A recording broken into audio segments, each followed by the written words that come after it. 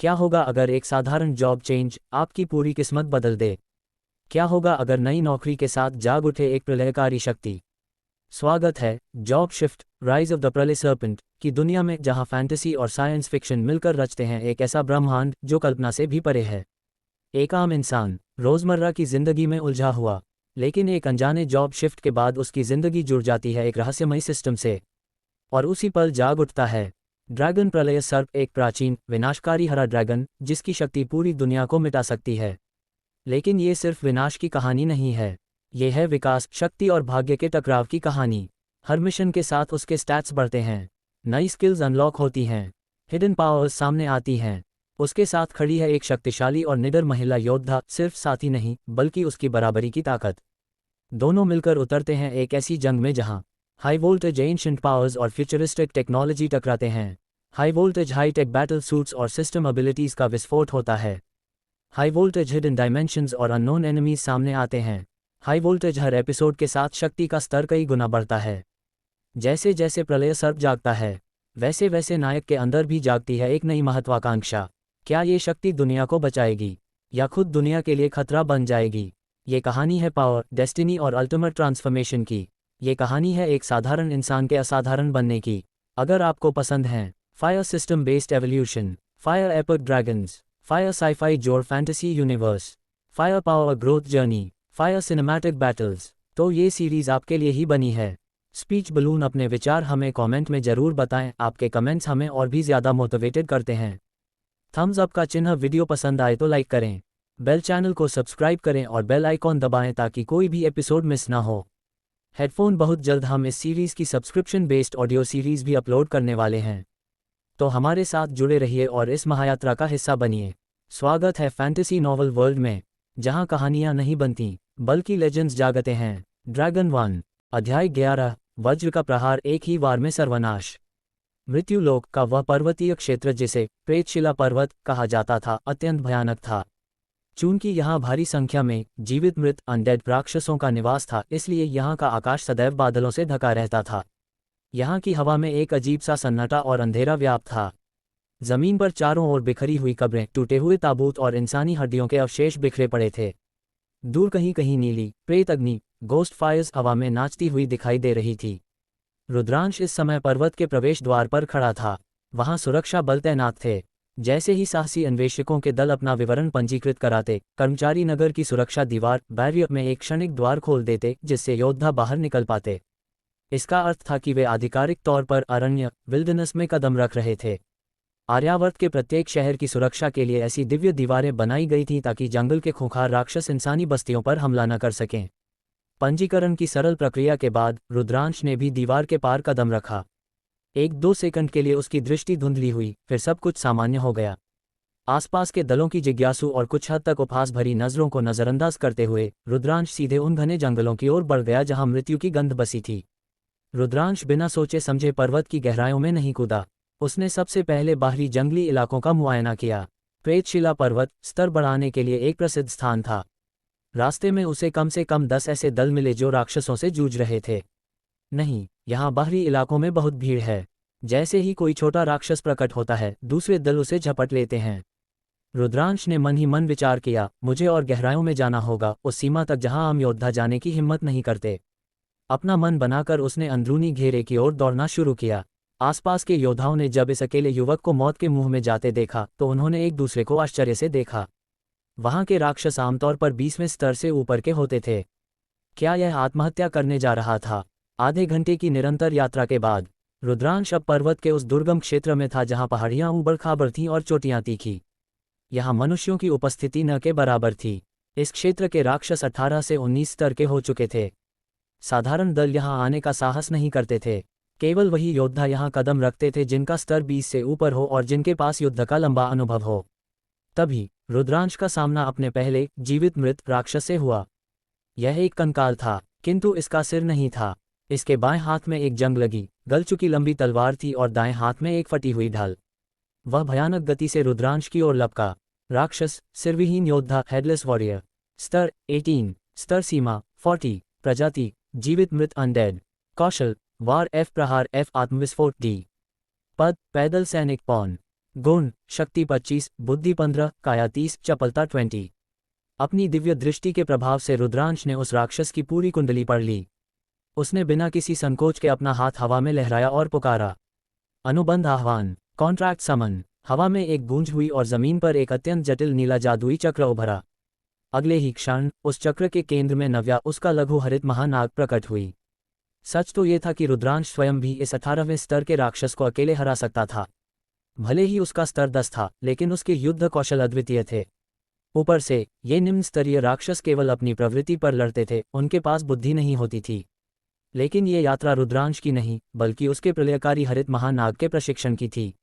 नव्या, आक्रमण करो, रुद्रांश ने आदेश दिया। चिर्र। नव्या, जो अभी तक रुद्रांश से चिपक कर प्यार जता रही थी, आदेश मिलते ही युद्ध की मुद्रा में आ गई। उसकी आंखों में एक घातक चमक उभरी। वह बिजली की गति से उस सिरविहीन योद्धा की ओर झपटी। क्रूर प्रहार, ब्रूटल इम्पैक्ट, एफ श्रेणी। धपाक, एक भारी आवाज गूंजी, और रुद्रांश, जो एक स्वामी के रूप में पीछे खड़ा था, उसे अपनी आंखों पर विश्वास नहीं हुआ। वह राक्षस, वह तो बिखर गया। वह 18वें स्तर का सिरविहीन योद्धा नव्या के एक साधारण प्रहार से ताश के पत्तों की तरह ढह गया। उसकी एक एक हड्डी चूरा चूरा होकर जमीन पर गिर पड़ी। एक 10वें स्तर का जीव, जो दुनिया की नज़र में केवल साधारण श्रेणी का था, उसने 18वें स्तर के खूंखार राक्षस को एक ही वार में मार गिराया। रुद्रांश स्तब्ध खड़ा रह गया। ये दृश्य उसकी कल्पना से भी कहीं अधिक प्रभावशाली था। उसे पता था कि यदि वह स्वयं उससे लड़ता तो उसे कम से कम 5 मिनट लगते, क्योंकि ये कंकाल योद्धा बहुत सख्त होते हैं। लेकिन नव्या के लिए ये सूखी लकड़ी तोड़ने जैसा था। रुद्रांश को तुरंत समझ आ गया, नव्या अब कोई साधारण सांप नहीं थी। उसके भीतर प्रलयकारी हरित महानाग का रक्त जाग चुका था। उसके गुण अब 500 के पार थे, जो यहाँ के राक्षसों से 20 गुना अधिक थे। उसका एक ही वार किसी वज्र के प्रहार जैसा था। चिर्र। शत्रु को धूल चटाने के बाद नव्या ने अपना छोटा सा सिर गर्व से ऊपर उठाया। वह फुदकती हुई अपने स्वामी के पास आए और मेरी तारीफ करो वाली मुद्रा में खड़ी हो गई। उस नन्हे जीव को शायद अंदाजा भी नहीं था कि उसने अभी अभी क्या चमत्कार किया है। यही एक पालतू जीव की वफादारी का जादू था। नव्या स्वभाव से बहुत डरपोक थी, लेकिन रुद्रांश के प्रति उसका 100% अनुराग उसे निडर बना चुका था। अपने स्वामी के एक इशारे पर वह साक्षात काल से भी भिड़ने को तैयार थी। अद्भुत नव्या, तुम तो कमाल की हो। रुद्रांश ने बड़े प्यार से उसके सिर को सहलाया। वह अपनी दिव्य शक्ति, विशिष्टता निष्कर्षण, कैरेक्टरिस्टिक एक्सट्रैक्शन का उपयोग करना चाहता था ताकि नव्या की प्रलयंकारी वज्र विद्या को स्वयं में समाहित कर सके, लेकिन स्क्रीन पर संदेश आया, प्रथम निष्कर्षण के लिए पालतू जीव का स्तर 30 होना अनिवार्य है। आपने एक सिरविहीन योद्धा को मारा। आपको 300 अनुभव अंक एक्सपीरियंस पॉइंट्स प्राप्त हुए। नव्या को भी 300 अनुभव अंक प्राप्त हुए। कुल 600 अनुभव अंक मिले थे, लेकिन पशु स्वामी के नियमों के अनुसार अनुभव आधा आधा बढ़ गया। यही कारण था कि लोग इस पेशे को कमतर आंकते थे। पशु स्वामी को स्तर बढ़ाने के लिए दूसरों से दोगुनी मेहनत करनी पड़ती थी। परंतु रुद्रांश के चेहरे पर मुस्कान थी। उसे दोगुनी मेहनत की चिंता नहीं थी। नव्या की शक्ति अब इस पूरे पर्वत के राक्षसों को कुचलने के लिए पर्याप्त थी। अनुभव की कमी है, कोई बात नहीं। रुद्रांश की आंखों में एक नया जुनून था। हम इस पूरे पर्वत को साफ कर देंगे। उसने अपनी तलवार म्यान में डाली और नव्या को अपने कंधे पर बिठा लिया। चलो नव्या, अब असली शिकार शुरू करते हैं। आज हमें स्तर 15 तक पहुंचना ही होगा। नव्या ने एक जोरदार फुफकार मारी, जो दूर तक पहाड़ों में गूंज गई। वह अब केवल एक हरीत सर्प नहीं थी, वह उदय होता हुआ वह महानाग था जिसका नाम इतिहास के पन्नों में स्वर्ण अक्षरों में लिखा जाने वाला था। उधर झाड़ियों के पीछे छिपे उन 2 इनामी शिकारियों के पसीने छूट रहे थे। उन्होंने अभी अभी देखा था कि कैसे उस केचुए ने 18वें स्तर के राक्षस के परखच्चे उड़ा दिए। भाई, क्या हमने सही आदमी का पीछा किया है? छोटे शिकारी ने कांपते स्वर में पूछा। चुप रह, बड़े शिकारी ने दांत पीसते हुए कहा। 10 लाख स्वर्ण मुद्राएं यूं ही नहीं मिलती। वह लड़का भाग्यशाली था, लेकिन हम पेशेवर हैं। हम सीधे हमला नहीं करेंगे, हम उसे उस विषैले दलदल की ओर ले जाएंगे जहां स्तर 25 के राक्षस रहते हैं। वहीं उसका अंत होगा। रुद्रांश ने मुड़कर उस दिशा में देखा जहां वे छिपे थे। उसकी आंखों में एक ऐसी चमक थी जो शिकारियों को डराने के लिए काफी थी। उसने नव्या के कान में फुसफुसाया, लगता है हमारे पीछे कुछ चूहे भी आए हैं। उन्हें थोड़ा और अंदर आने दो, फिर उन्हें पता चलेगा कि असली शिकारी कौन है। क्या रुद्रांश उन 20वें स्तर के शिकारियों को अपनी वज्र शक्ति से भस्म कर देगा? और जब नव्या का आकार पहली बार विशाल स्वरूप में बदलेगा तो प्रेतशिला पर्वत का क्या हाल होगा? अध्याय 12 महाकाय प्रकटीकरण। नव्या द्वारा उस सिरविहीन योद्धा को तिनके की तरह बिखेर देने के बाद रुद्रांश को अपने पालतू जीव की वास्तविक शक्ति का प्रारंभिक अनुमान हो गया था। प्रारंभ में उसकी योजना केवल आंतरिक घेरे के किनारों पर रहकर छोटे राक्षसों को मारने की थी, लेकिन अब उसके भीतर एक नया आत्मविश्वास जागृत हुआ था। वह समझ गया था कि अब वह प्रेतशिला पर्वत के उन दुर्गम क्षेत्रों में कदम रख सकता है जहां साधारण योद्धा जाने के नाम से ही कांपते हैं। रुद्रांश घने, डरावने और धुंध से भरे जंगली रास्तों से बिजली की गति से दौड़ रहा था। नव्या उसके कुर्ते के भीतर दुबकी हुई थी, उसका नन्हा सिर कॉलर से बाहर निकला हुआ था। वह बड़ी जिज्ञासा और सतर्कता से आसपास के वातावरण का निरीक्षण कर रही थी। जैसे जैसे वे पर्वत की गहराई में जा रहे थे, रुद्रांश को अपने चारों ओर से आती हुई हिंसक हत्यारी मंशा किलिंग इंटेंट का स्पष्ट अनुभव हो रहा था।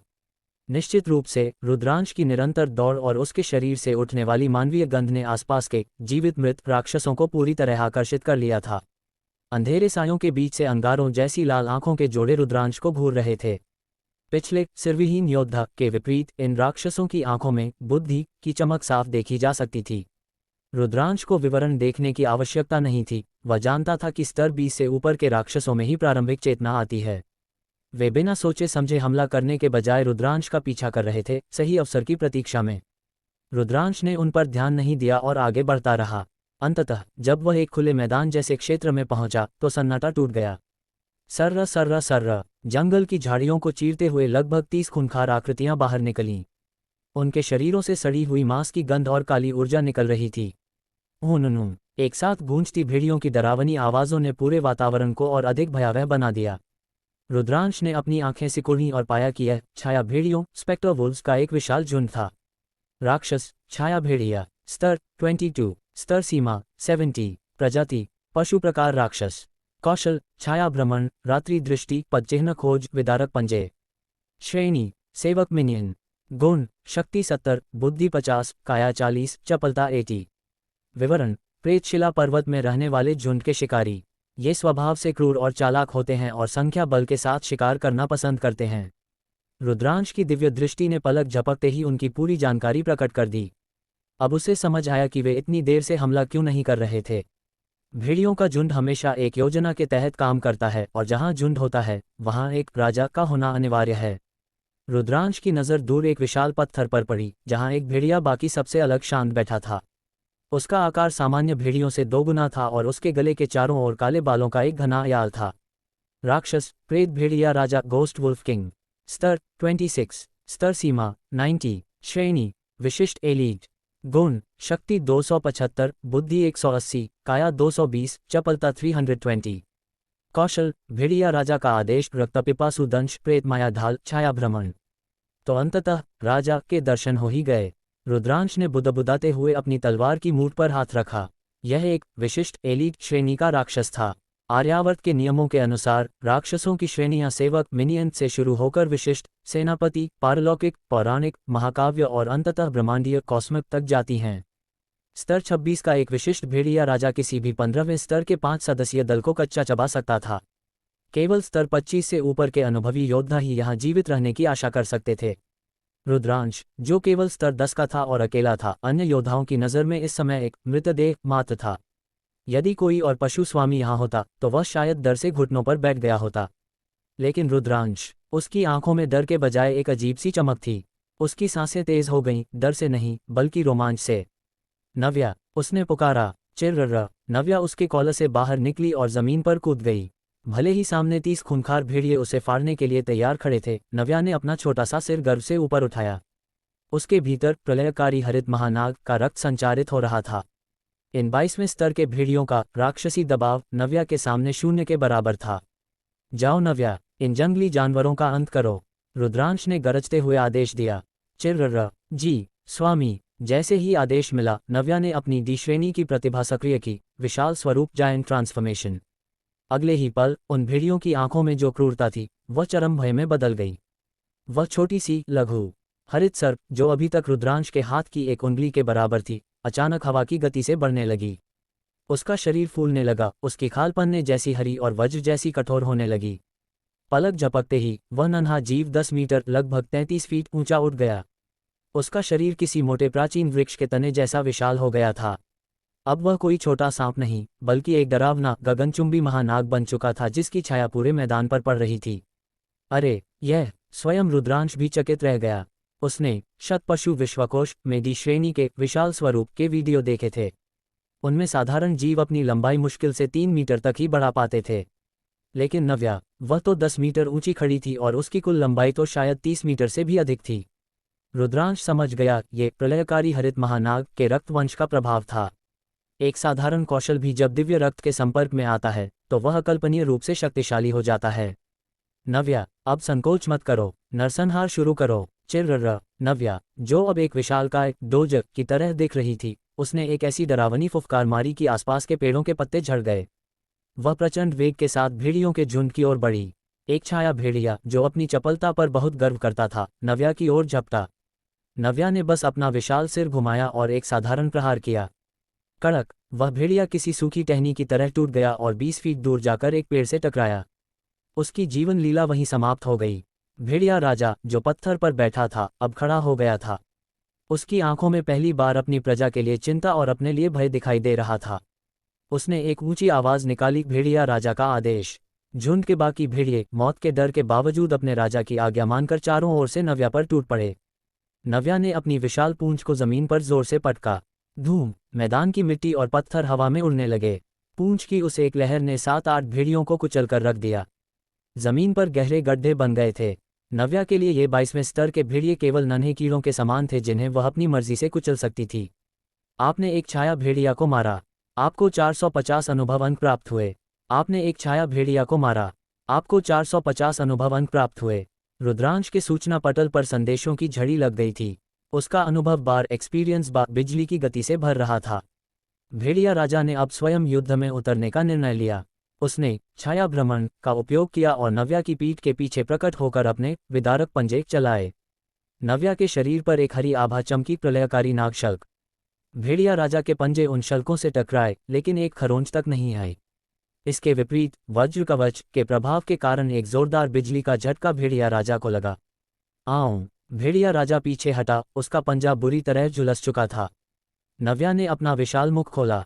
यद्यपि उसके पास अभी पूर्ण वज्र प्रहार का अनुभव नहीं था, लेकिन उसकी शारीरिक शक्ति ही प्रलय लाने के लिए काफी थी। उसने अपनी पूंछ से भेड़िया राजा को जकड़ लिया। जकड़न, कंस्ट्रिक्ट। विशाल पूंछ का घेरा भेड़िया राजा के चारों ओर कसने लगा। हड्डियों के टूटने की आवाजें रुद्रांश के कानों तक पहुंच रही थीं। वह एलीट श्रेणी का राजा, जो इस क्षेत्र का अधिपति था, नव्या की पूंछ में फंसा हुआ एक लाचार चूहा लग रहा था। रुद्रांश शांत खड़ा ये सब देख रहा था। उसे पता था कि यह तो बस शुरुआत है। तभी उसे जंगल के कोने से कुछ और मानवीय गंध महसूस हुई। वे वही 2 शिकारी थे जो पीछा कर रहे थे। वे अब झाड़ियों के पीछे कांप रहे थे। उनकी पैंट डर के मारे गीली हो चुकी थी। उन्होंने सोचा था कि वे एक साधारण पशु स्वामी को मारेंगे, लेकिन यहाँ तो साक्षात यमराज का वाहन खड़ा था। रुद्रांश ने अपनी नजरें उस दिशा में घुमाईं और धीरे से मुस्कुराया। नव्या, उस राजा को खत्म करो। हमारे पास कुछ और मेहमान भी हैं जिन्हें स्वागत की जरूरत है। नव्या ने अपनी पूंछ को एक अंतिम झटका दिया। चटाक! भेड़िया राजा की गर्दन टूट गई और उसका विशाल शरीर निर्जीव होकर जमीन पर गिर पड़ा। आपने विशिष्ट श्रेणी के प्रेत भेड़िया राजा को मारा। आपको 5000 अनुभव अंक प्राप्त हुए। बधाई हो, आपका स्तर बढ़ गया है।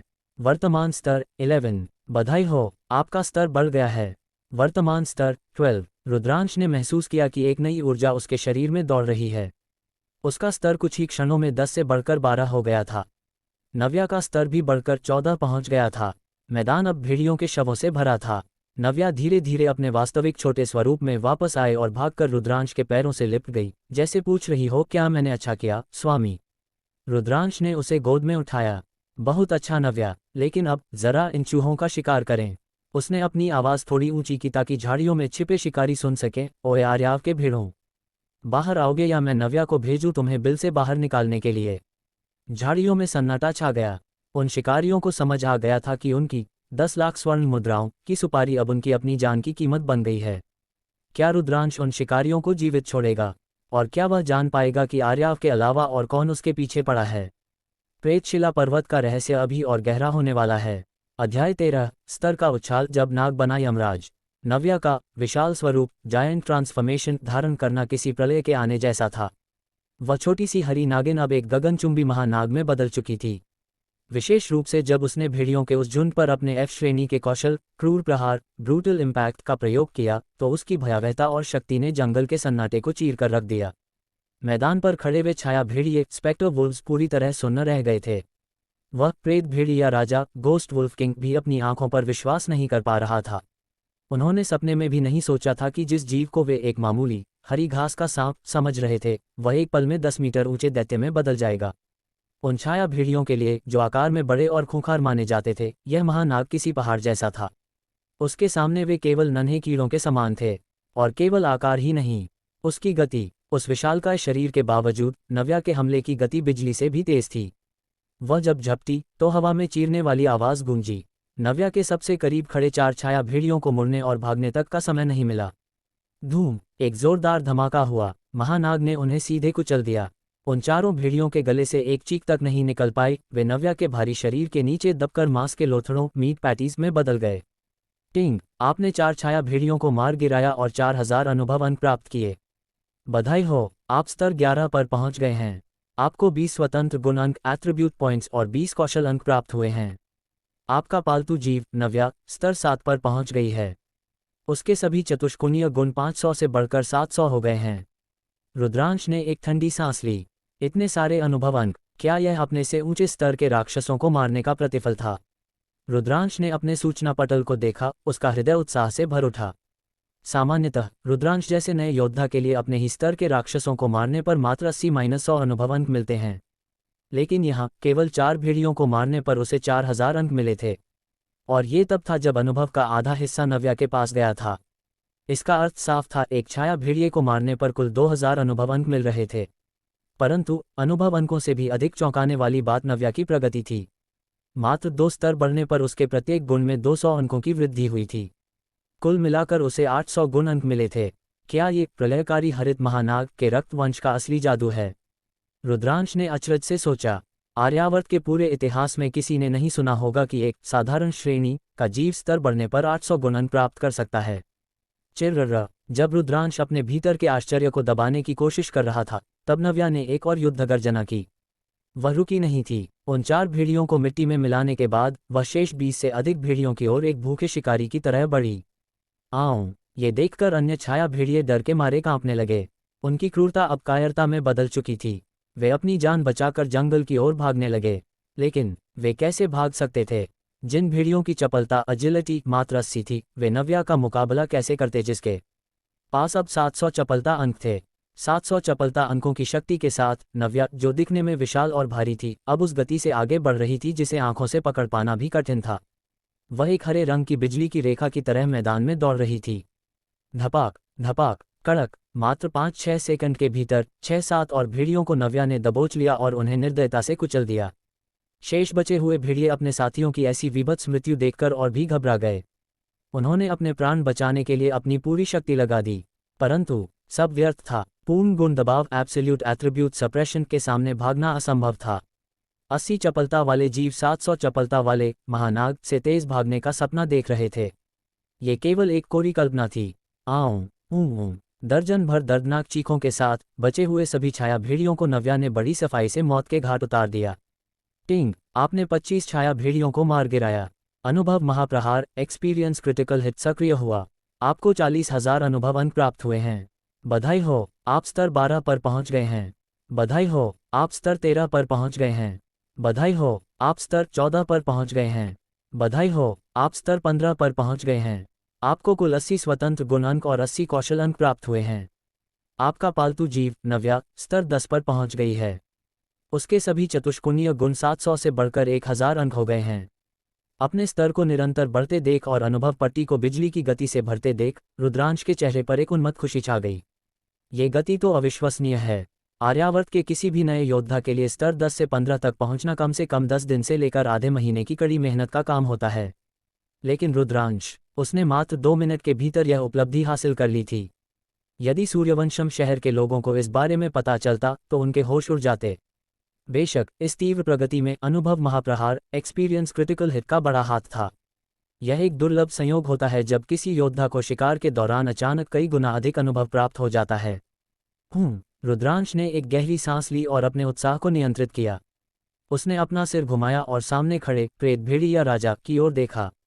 नव्या भी उसी युद्ध पिपासा के साथ उस विशिष्ट एलीट श्रेणी के राक्षस को घूर रही थी। इस समय भेड़िया राजा के पास जंगल में भाग जाने का अवसर था, लेकिन वह हिला नहीं। इसके बजाय उसने अपनी नफरत भरी आंखों से उस विशाल नाग को देखा।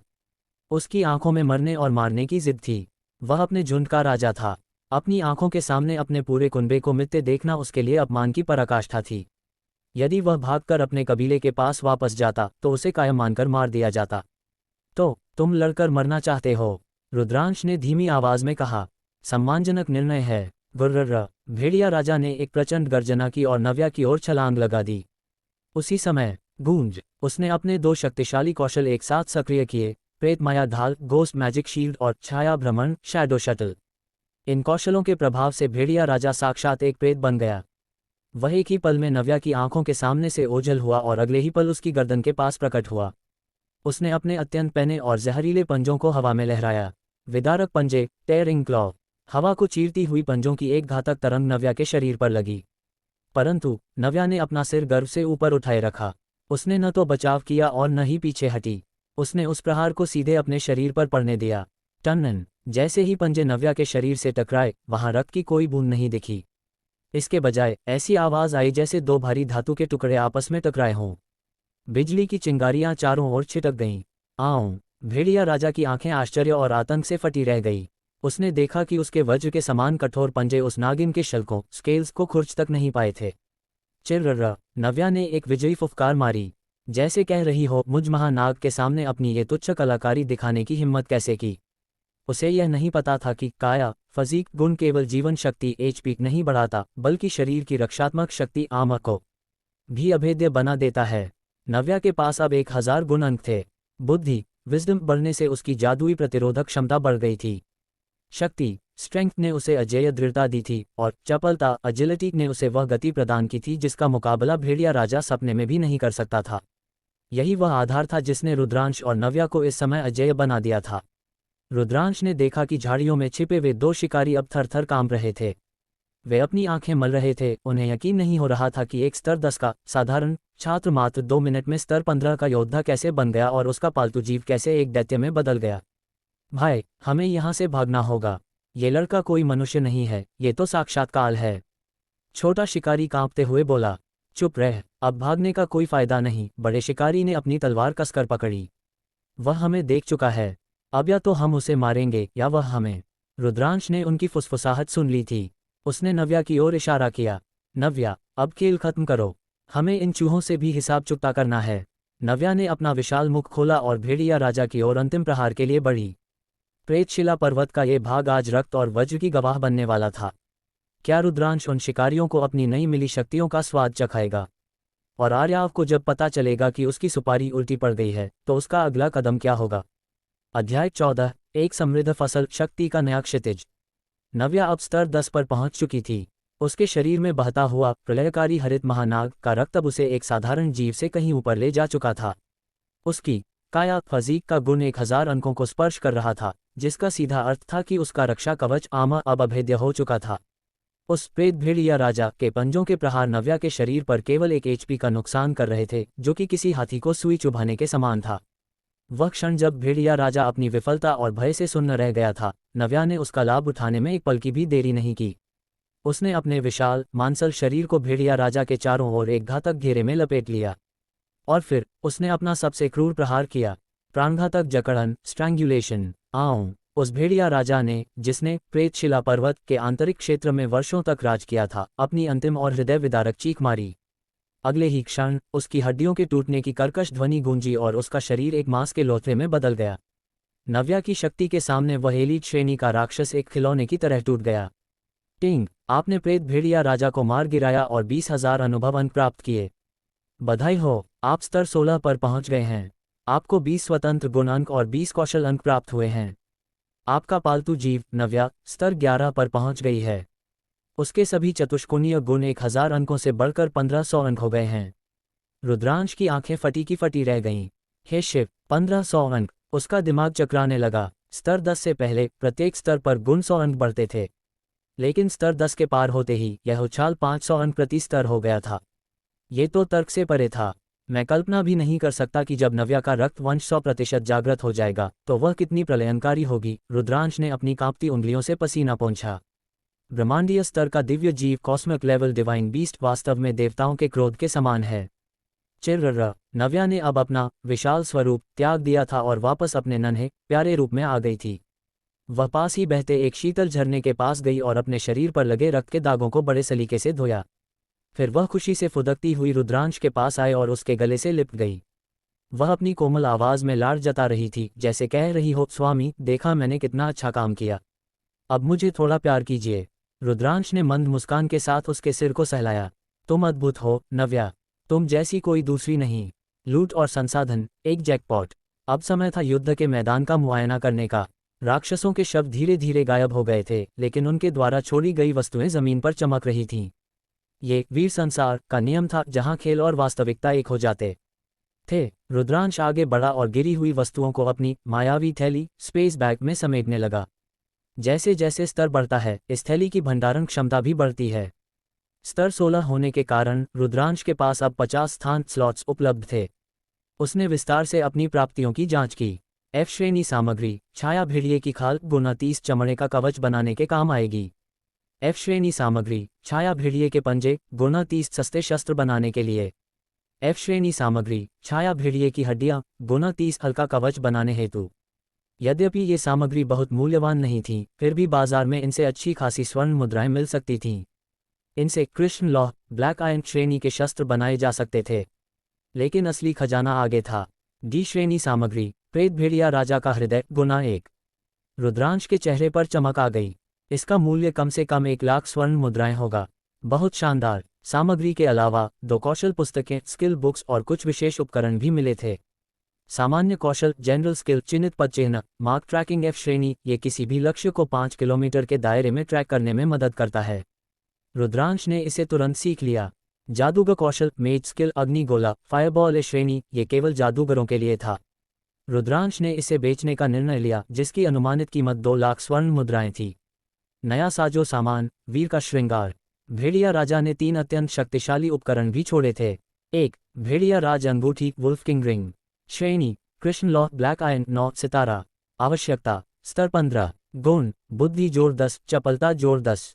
प्रभाव, प्रत्येक प्रहार के साथ हमले की गति 1% बढ़ती है, अधिकतम 10% तक। 2. भेड़िया राज महाखड्ग वुल्फ किंग ब्रीड सॉर्ड। श्रेणी, कांस्य ब्रॉन्ज 1 सितारा। आवश्यकता, स्तर 15। गुण, शक्ति जोड़ 20, काया जोड़ 2 शून्य। प्रभाव, प्रहार होने पर शक्ति और काया 10 अंक बढ़ती है, अधिकतम 30 तक। 3. भेड़िया राज अस्थि कवच वुल्फ किंग बोन आर्मर। श्रेणी, कांस्य 1 सितारा। आवश्यकता, स्तर 15। गुण, काया जोड़ 30, रक्षा जोड़ 10, जादुई प्रतिरोध जोड़ 10। प्रभाव, प्राप्त होने वाले नुकसान को 5% कम करता है।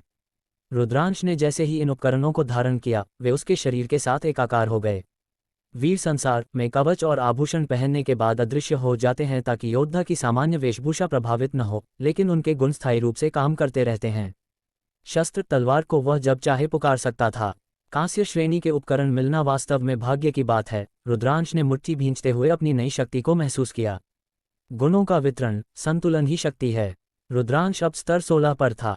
उसे कुल 160 स्वतंत्र गुण अंक मिले थे। एक साधारण जादूगर अपनी पूरी शक्ति बुद्धि में लगाता और एक योद्धा शक्ति में। लेकिन रुद्रांश एक पशु स्वामी बीस्ट मास्टर था। उसे नहीं पता था कि भविष्य में वह किस प्रकार के जीवों के साथ अनुबंध करेगा, शायद कोई जादुई पक्षी हो या कोई बलशाली हाथी। इसलिए उसने अपने 160 अंकों को 4 श्रेणियों में समान रूप से विभाजित करने का विवेकपूर्ण निर्णय लिया। अब रुद्रांश का नया सूचना पटल कुछ इस प्रकार था, बिना उपकरणों के। शक्ति स्ट्रेंथ 60, काया फजीक 60, बुद्धि इंटेलिजेंस 59, चपलता अजिलिटी 58। एक भरपूर फसल। रुद्रांश ने तालियां बजाईं। एक नया खतरा और एक नई मंशा। रुद्रांश ने पर्वत की और अधिक गहरी और काली चोटियों की ओर देखा। उसकी आंखों में अब एक शिकारी की भूख थी। वीर परीक्षा कॉलेज एंट्रेंस एग्जामिनेशन सिर पर थी और उसे पता था कि सूर्यवंशम शहर के अन्य छात्र, विशेषकर आर्याव जैसे घमंडी अमीर, अभी भी उसे नीचा दिखाने का सपना देख रहे होंगे। आर्याव को लगता है कि 10 लाख की सुपारी देकर वह मेरा अंत कर देगा, रुद्रांश ने ठंडी हंसी के साथ सोचा। उसने चिन्हित पद चिन्ह कौशल का उपयोग किया और उसे महसूस हुआ कि वे 2 शिकारी अभी भी कुछ दूरी पर छिपे हुए हैं। उसने नव्या की ओर देखा। नव्या, उन 2 चूहों ने हमारा बहुत मनोरंजन किया है, लेकिन अब हमें उन्हें ये बताना होगा कि जब नाग जागता है तो बिल में छिपने से भी जान नहीं बचती। नव्या ने अपनी नन्ही जीभ बाहर निकाली और एक घातक फुफकार मारी। अचानक जंगल के उस पार से एक भयानक गर्जना सुनाई दी। ये किसी साधारण राक्षस की आवाज़ नहीं थी, ऐसा लग रहा था जैसे पर्वत का कोई प्राचीन रक्षक जाग गया हो। रुद्रांश ने अपने नए भेड़िया राजमहा खड्ग को पुकारा। तलवार उसके हाथ में प्रकट हुई, जिसकी कांस्य चमक अंधेरे को चीर रही थी। अन्वेषण अभी समाप्त नहीं हुआ है। असल में असली खेल तो अब शुरू हुआ है। रुद्रांश ने अपनी गति बढ़ाई और उन शिकारियों की ओर नहीं, बल्कि उस भयानक गर्जना की दिशा में बढ़ गया। उसे पता था कि अगर वह उस महाराक्षस को मार गिराता है तो उसका स्तर सीधे 20 के पार पहुंच जाएगा। वहां दूर झाड़ियों में छिपा हुआ बड़ा शिकारी भैरव अपने साथी से फुसफुसाया, पागल है ये लड़का। वह रक्त पिपासु महावृक्ष ब्लडथर्स्टी एंशिएंट ट्री की ओर जा रहा है। वह स्तर 30 का बॉस है। हमें बस यहाँ इंतजार करना है। वह खुद मौत के मुंह में जा रहा है। भैरव को नहीं पता था कि रुद्रांश मौत के मुंह में नहीं जा रहा था, वह मौत का मुंह खोलने जा रहा था। क्या रुद्रांश और नव्या उस स्तर 30 के महावृक्ष को परास्त कर पाएंगे? और जब आर्याव को पता चलेगा कि रुद्रांश ने उसके भेजे हुए शिकारियों को खिलौना बना दिया है तो उसकी क्या प्रतिक्रिया होगी? अध्याय 15। मैं स्तब्ध रह गया। 5 दिन पलक झपकते ही बीत गए। प्रेतशिला पर्वत के सबसे भीतरी और दुर्गम क्षेत्रों में, जहाँ की चट्टानें नुकीली थीं और आकाश सदैव काले बादलों से ढका रहता था, वहाँ का वातावरण किसी भी साधारण मनुष्य का हृदय कँपाने के लिए पर्याप्त था। यहाँ की ठंडी हवाओं में बिलखती आत्माओं और भूखे भेड़ियों की मिली जुली आवाज़ें गूंजती रहती थीं। साधारणतः यहाँ केवल 20वें स्तर से ऊपर के योद्धाओं के बड़े दल ही आने का साहस करते थे। नव्या, इन्हें कुचल दो। रुद्रांश के आदेश पर नव्या, जिसने अपना विशाल स्वरूप जायंट ट्रांसफॉर्मेशन धारण कर रखा था, सामने खड़े जीवित मृत अनडेड राक्षसों के समूह पर निडर होकर टूट पड़ी। आह, बचाओ! उस विशालकाय जीव को अपनी ओर आता देख उन राक्षसों के गले से चीखें निकलने लगीं और वे अपनी जान बचाकर भागने लगे। ये राक्षस 25वें स्तर से ऊपर के थे, लेकिन उस भवन जितनी ऊंची और शक्तिशाली नागिन के सामने वे केवल तुच्छ कीड़ों के समान थे। परंतु क्या वे बच सकते थे? उस महानाग ने ऐसी डरावनी गति पकड़ी कि देखने वालों की आंखें फटी रह गईं। मात्र 2 सेकंड में उसने भागते हुए राक्षसों को जा दबोचा और बिना किसी दया के उन्हें जमीन में मिला दिया। टिंग, आपने प्रेत घुड़सवार को मारा, 100 अनुभव अंक प्राप्त हुए। आपने उछलते शव को मारा, 100 अनुभव अंक प्राप्त हुए। आपने प्रतिशुद्धि आत्मा को मारा, 200 अनुभव अंक प्राप्त हुए। जैसा कि देखा जा सकता था, अब रुद्रांश को इन 25वें स्तर के राक्षसों से बहुत कम अनुभव मिल रहा था। इसका कारण बहुत सीधा था। पिछले 5 दिनों में रुद्रांश और नव्या ने इस पर्वत पर इतना नरसंहार किया था कि रुद्रांश का स्तर अब 28 पर पहुंच चुका था। नव्या का स्तर भी अब 23 हो चुका था। रुद्रांश और नव्या, नया शक्ति स्वरूप। 5 दिनों की इस तपस्या के बाद रुद्रांश का सूचना पटल पूरी तरह बदल चुका था। नाम रुद्रांश। पेशा पशु स्वामी बीस्ट मास्टर। स्तर 28। चतुष्कोणीय गुण शक्ति 800, काया 800, बुद्धि 800, चपलता 800। प्रतिभाएं पशु अनुग्रह SSS, रक्त वंश जागरण गॉड, विशिष्टता निष्कर्षण गॉड। कौशल पशु वश कला S, पशु नियंत्रण पुनर्जन्म B, रक्त वंश पहचान गॉड, अनुबंध आह्वान B, पशु उन्माद D, घृणा चिन्ह A। रुद्रांश ने इस बीच 2 नए कौशल भी सीखे थे जो उसे शिकार के दौरान मिली पुस्तकों से प्राप्त हुए थे। पशु उन्माद बीस्ट पेट फ्रेंसी D, यह नव्या के भीतर युद्ध का उन्माद भर देता है, जिससे 120 सेकंड के लिए उसकी शक्ति 10% बढ़ जाती है। घृणा चिन्ह हेट माँ के, ये किसी शत्रु को चिन्हित कर देता है, जिससे नव्या का उस पर प्रहार 5% अधिक घातक हो जाता है। नव्या, प्रलय की देवी। नव्या की प्रगति तो किसी चमत्कार से कम नहीं थी। स्तर 10 के बाद उसके गुणों में जो उछाल आया था, उसने रुद्रांश को भी चकित कर दिया था। पालतू जीव लघु हरित महानाग। नाम नव्या। स्तर 23। रक्तवंश द्वितीय श्रेणी, मृत्युलोक जीव, world destroying azure dragon bloodline. चतुष्कोणीय गुण शक्ति 8400, काया 8400, बुद्धि 8400, चपलता 8400। यह आंकड़े किसी भी स्तर 50 के योद्धा को डराने के लिए काफ़ी थे। स्तर 10 के बाद नव्या को प्रति स्तर 500 गुण अंक मिल रहे थे और स्तर 20 पार करते ही यह उछाल 800 अंक प्रति स्तर हो गया। यदि सूर्यवंशम शहर के लोगों को पता चलता कि एक 23वें स्तर की नागिन के पास 8400 गुण अंक हैं, तो वे अपनी आंखों पर विश्वास करने के बजाय आत्महत्या करना पसंद करते। ये सरासर प्रकृति के नियमों के विरुद्ध था। 5 दिनों में 18 स्तरों की छलांग। पूरे शहर में ऐसा कोई नहीं था जो रुद्रांश की बराबरी कर सके। स्तर 28 का मतलब था कि वह अब उन अमीर घरानों के वारिसों के बराबर खड़ा था जिनके पास जन्म से ही सर्वोत्तम संसाधन और अंगरक्षक होते थे। मुझे रुकना नहीं है, रुद्रांश ने अपनी मुट्ठी भींची। परीक्षा से पहले मुझे स्तर 30 तक पहुंचना ही होगा। रुद्रांश का लक्ष्य स्पष्ट था, उसे इतना शक्तिशाली बनना था कि परीक्षा के दौरान जब नव्या युद्ध कर रही हो तो कोई उसे रुद्रांश को कमजोर समझकर पीछे से हमला न कर दे। एक रहस्यमयी मुलाकात। जिस स्थान पर रुद्रांश खड़ा था वहां के राक्षस समाप्त हो चुके थे और उन्हें दोबारा प्रकट होने में समय लगने वाला था। इसलिए वह नव्या के साथ एक ऊंची पहाड़ी की चोटी को पार कर दूसरी ओर गया। वहां का दृश्य देखकर रुद्रांश सतर्क हो गया। पूरी जमीन राक्षसों के शवों और बिखरी हुई सामग्रियों से भरी पड़ी थी। स्पष्ट था कि यहाँ अभी अभी कोई शक्तिशाली योद्धा होकर गुजरा था। जंगल में मनुष्य राक्षसों से कहीं अधिक खतरनाक होते हैं। रुद्रांश चुपचाप पदचिह्नों का पीछा करते हुए आगे बढ़ा और जल्द ही उसे 7-8 लोगों की आकृतियां दिखाई दी। उसने दूर से ही अपनी दिव्य दृष्टि से उन पर नजर डाली। वे कोई साधारण शिकारी या लुटेरे नहीं थे। उन 7 लोगों में से 4 ने काले सूट पहन रखे थे। वे चारों द्वितीय श्रेणी योद्धा, सेकंड जॉब एक्सपर्ट्स थे और उनका स्तर 40 से ऊपर था। वे स्पष्ट रूप से अंगरक्षक थे। शेष 3 छात्र थे जिनकी वेशभूषा उनकी अमीरी की गवाही दे रही थी। उनका स्तर 29 था, रुद्रांश से केवल 1 कदम आगे। उन 3 छात्रों में एक युवक और 2 युवतियां थीं। युवक अत्यंत सुंदर और शालीन था। उसके चारों ओर एक तीक्ष्ण खड्ग ऊर्जा स्वॉर्ड इंटेंट थी जो अग्नि के समान धधक रही थी। वह निश्चित रूप से एक अग्नि खड्ग योद्धा था, जो एक दुर्लभ और गुप्त पेशा हिडन प्रोफेशन है। पहली युवती ने एक आधुनिक वेशभूषा पहन रखी थी जो चंचल और प्यारी लग रही थी। उसके हाथ में एक दिव्य छड़ी थी जिससे श्वेत प्रकाश निकल रहा था। वह एक दिव्य जादूगरनी हिडन मेज थी।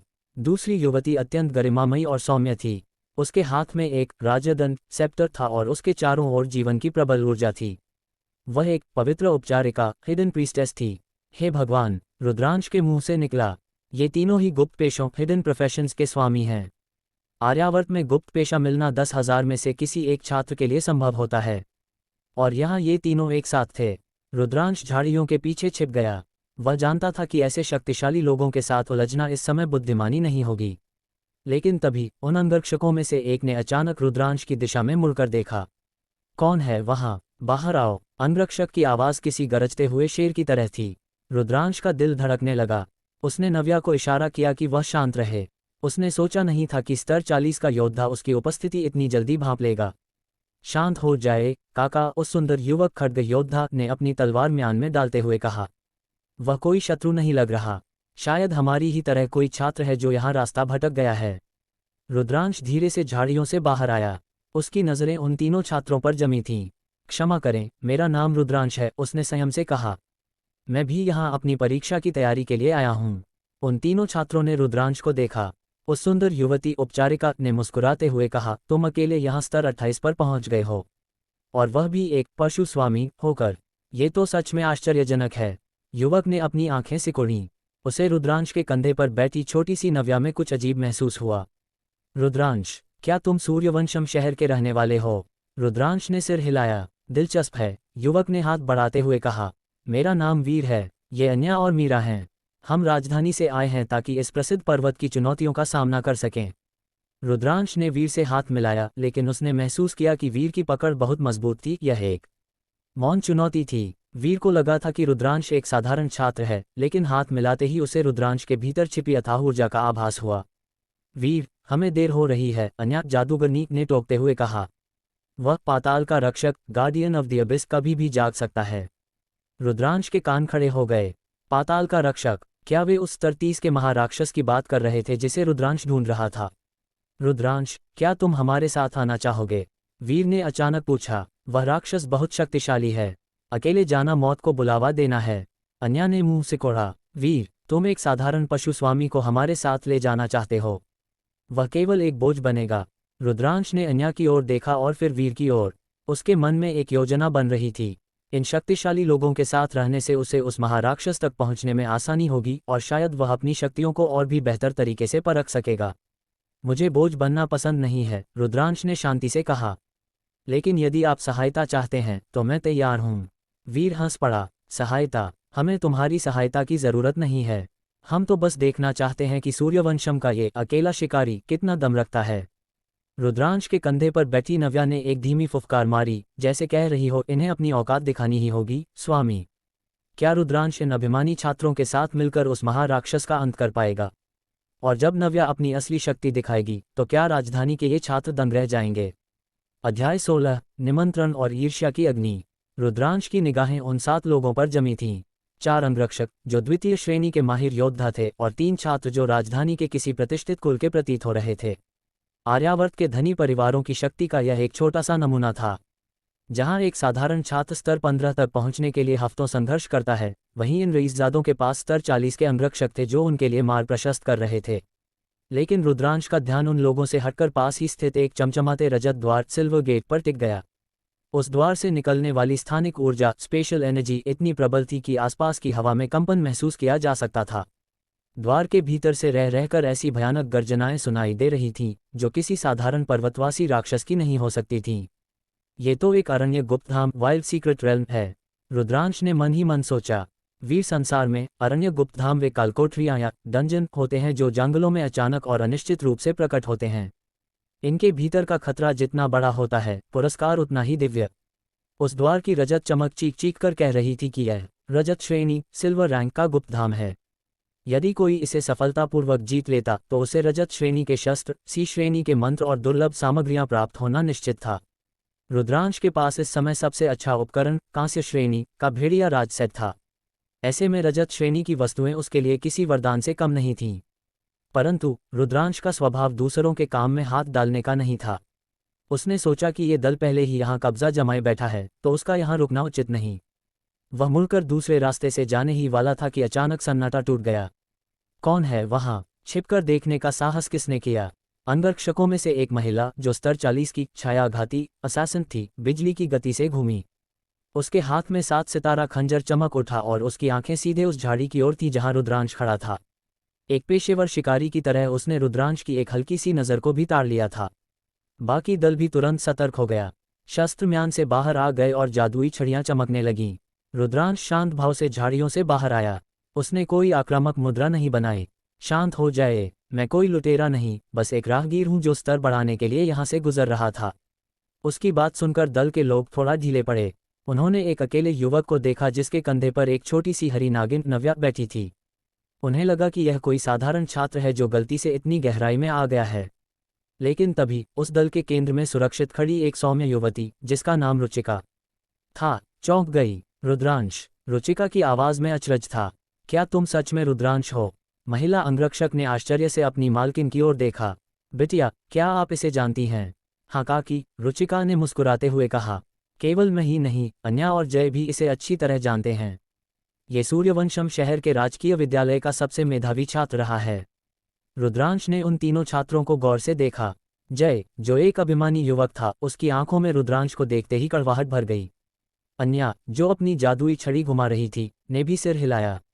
अन्या ने अंगरक्षकों को समझाते हुए कहा, सूर्यवंशम के सभी विद्यालयों में रुद्रांश का नाम गूंजता है।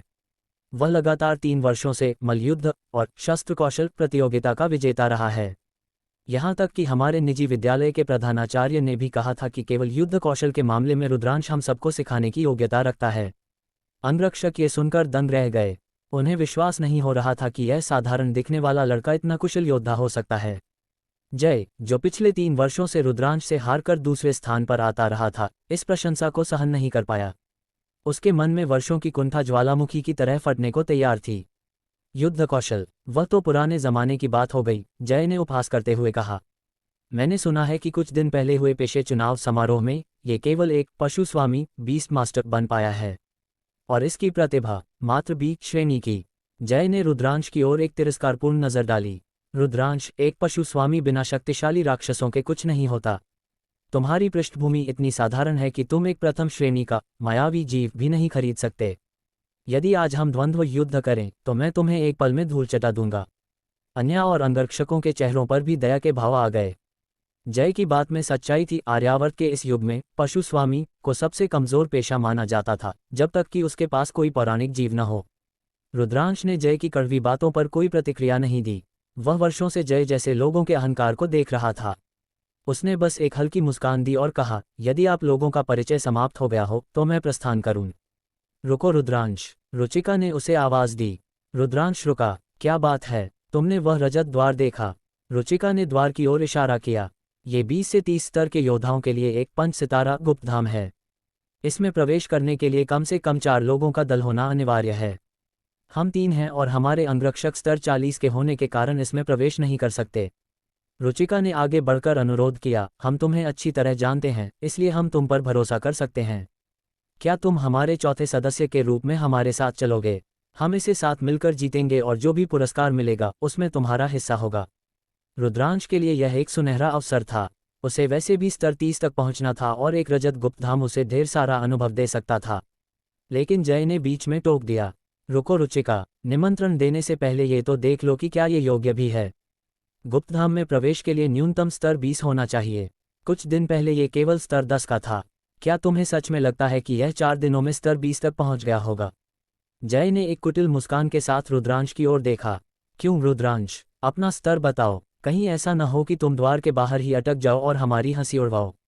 रुचिका के चेहरे पर भी चिंता की लकीरें उभर आईं। ओह, मैं ये तो भूल ही गई थी। रुद्रांश, क्या तुम्हारा स्तर 20 हो गया है?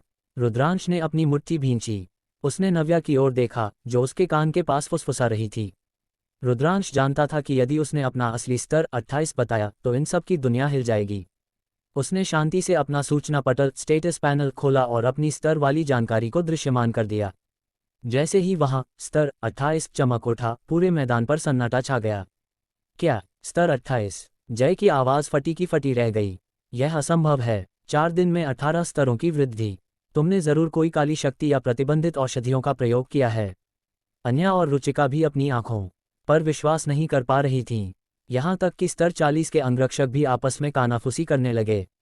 उन्होंने अपने पूरे जीवन में इतनी तीव्र प्रगति कभी नहीं देखी थी। रुद्रांश ने जय की ओर देखा और शांत स्वर में कहा, मेहनत और सही रणनीति किसी भी औषधि से बड़ी होती है। जय, तो बताओ, क्या अब मैं तुम्हारे साथ चलने के योग्य हूं? जय का चेहरा अपमान से लाल हो गया, लेकिन वह कुछ कह नहीं पाया। रुचिका ने उत्साह के साथ ताली बजाई। अद्भुत रुद्रांश, तुम तो सच में चमत्कार हो। अब हमारे पास एक पूर्ण दल है। चलो उस रजत गुप्तधाम के भीतर छिपे रहस्यों को उजागर करते हैं। अन्या ने अभी भी संशय में रुद्रांश के कंधे पर बैठी नव्या को देखा।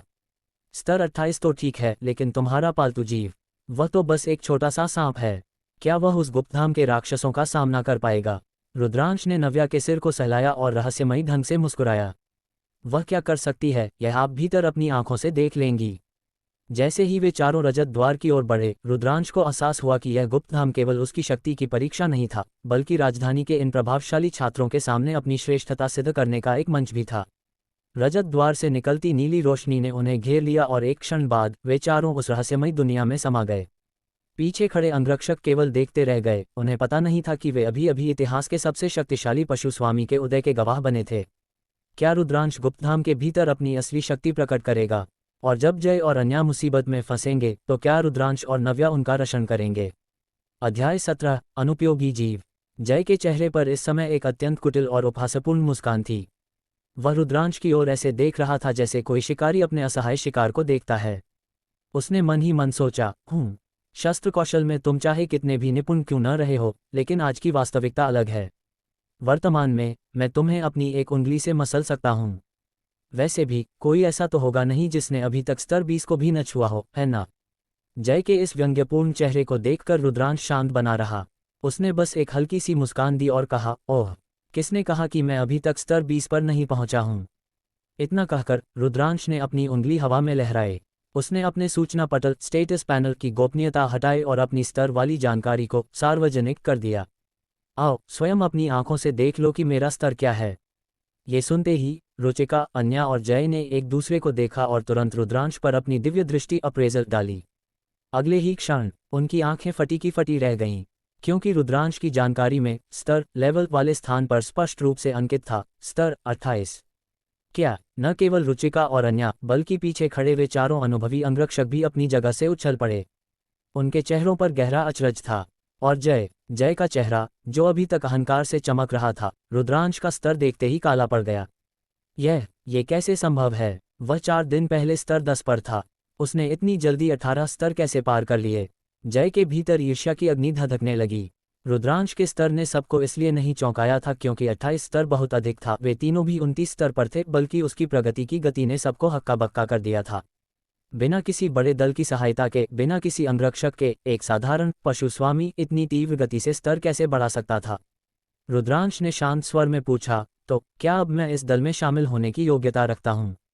वह अरण्य गुप्तधाम वाइल्ड सीक्रेट रेल्म में जाने का ये सुनहरा अवसर हाथ से नहीं जाने देना चाहता था। विशेष रूप से यह रजत 5 सितारा सिल्वर 5 स्टार कालकोठरी थी। यहाँ के पुरस्कार खुले जंगल में राक्षस मारने की तुलना में कहीं अधिक समृद्ध और दुर्लभ होने वाले थे। निश्चित रूप से, तुम्हारा स्वागत है, रुद्रांश, रुचिका ने अपनी सुंदर मुस्कान के साथ कहा। वह वास्तव में प्रसन्न थी। उसका दल समय की कमी से जूझ रहा था। यदि रजत द्वार को बहुत देर तक खुला छोड़ा जाए तो वह लुप्त होकर किसी दूसरे स्थान पर प्रकट हो जाता है। उस द्वार की ऊर्जा पहले से ही अस्थिर हो रही थी, उनके पास आधा घंटा भी नहीं बचा था। स्तर भले ही ठीक हो, लेकिन मैं एक बात पहले ही साफ कर दूं, जय ने कड़वाहट के साथ कहा। तुम्हें दल के नियम तो पता होंगे ही, मुझे याद दिलाने की आवश्यकता नहीं है, मैं सब जानता हूं, रुद्रांश ने मुस्कुराते हुए उत्तर दिया। उसके लिए जय जैसे ईर्ष्यालु व्यक्ति की बातें हवा के झोंके के समान थीं। आर्यावर्त के नियमों के अनुसार किसी भी कालकोटरी डंजन के अंत में पुरस्कारों का वितरण इस आधार पर होता था कि किसने सबसे अधिक क्षति डैमेज पहुंचाई है, किसने सबसे अधिक प्रहार सहे टैंकिंग है, और किसने सबसे अधिक उपचार हीलिंग किया है। जय के मन में एक कुटिल योजना चल रही थी। उसे लगा कि भले ही रुद्रांश का स्तर उसके बराबर आ गया हो, लेकिन एक साधारण पशुस्वामी उसके अग्निखड्ग योद्धा हिडन सॉर्ड्समैन जैसे गुप्त पेशे के सामने क्षति के मामले में कैसे टिक पाएगा। ऊपर से अन्या जैसी प्रकाश जादूगरनी भी दल में थी। जय का मानना था कि अंत में रुद्रांश की क्षति और रक्षा दोनों 0-0 होंगी। तब वह रुद्रांश को सबके सामने अपमानित करेगा और पिछले 3 वर्षों की हार का बदला लेगा। रुद्रांश, चूंकि हम एक साथ जा रहे हैं तो उचित होगा कि तुम अपने पालतू जीव को भी प्रकट करो और उसकी शक्तियों के बारे में बताओ ताकि हम बेहतर तालमेल बिठा सकें, अन्या ने सौम्य स्वर में कहा। यह एक तार्किक मांग थी। पशु स्वामी का पूरा युद्ध कौशल उसके पालतू जीव पर निर्भर करता है। बिना उसकी जानकारी के योजना बनाना कठिन था। रुद्रांश ने सिर हिलाया। उसने धीरे से अपना हाथ हवा में लहराया और उसके पैरों के पास एक नीला जादुई चक्र उभरा। सभी की निगाहें उस चक्र पर टिक गईं। उन्हें लगा कि शायद कोई विशाल बाघ, कोई खूंखार भेड़िया या कोई रहस्यमय पक्षी बाहर आएगा। लेकिन जैसे ही चक्र की रोशनी कम हुई, वहां से एक छोटी सी हरी नागिन बाहर निकली। वह अपना नन्हा सिर उठाकर बड़ी मासूमियत से सबको देख रही थी। सन्नाटा छा गया। फिर जय का अट्टहास गूंज उठा। हा हा हा हा, यह क्या है? एक लघु हरित सर्प, लिटिल ग्रीन पाइथन। जय हंसते हंसते दोहरा हो गया। रुद्रांश, तुम तो सच में पागल हो गए हो। पूरे आर्यावर्त में सबसे अनुपयोगी, सबसे तुच्छ और सबसे साधारण जीव, इसे तो लोग होटलों में पकाकर खा जाते हैं। क्या तुम इसी के दम पर रजत गुप्त धाम जीतोगे? रुचिका, अन्या और अंगरक्षक भी हतप्रभ थे। उन्हें रुद्रांश से ऐसी उम्मीद नहीं थी। ये जीव तो युद्ध के लायक ही नहीं था। रुद्रांश ने अविचलित भाव से नव्या, जिसे वे नन्ही हरी कह रहे थे, की ओर देखा। यह मेरी साथी है। इसका नाम नव्या है। ये स्वभाव से बहुत कोमल और शांत है, लेकिन यह मेरे प्रति बहुत समर्पित है। चिर्र, नव्या ने गर्व से अपनी नन्ही आवाज निकाली। अन्या ने अपना सिर पकड़ लिया। रुद्रांश, क्या तुम गंभीर हो? ये जीव तो किसी पालतू बिल्ली से भी कमजोर लग रहा है। क्या ये सच में लड़ सकती है? छोड़ो अन्या, जय ने व्यंग्य करते हुए कहा। इसे बस हमारे पीछे रहने दो। कम से कम यह अनुभव अंक तो बटोर ही लेगा। वैसे भी एक गरीब घर का लड़का और क्या खरीद सकता था? शायद उसे ये किसी नाले के पास पड़ी मिली होगी। रुचिका और अन्या की आंखों में रुद्रांश के लिए सहानुभूति उमड़ आई। उन्हें लगा कि शायद गरीबी के कारण रुद्रांश को इस अनुपयोगी जीव से ही समझौता करना पड़ा। उन्हें क्या पता था कि यह अनुपयोगी जीव साक्षात प्रलयकारी महानाग का अवतार है। ठीक है, समय बर्बाद मत करो, चलिए भीतर चलते हैं, रुचिका ने बात समाप्त की।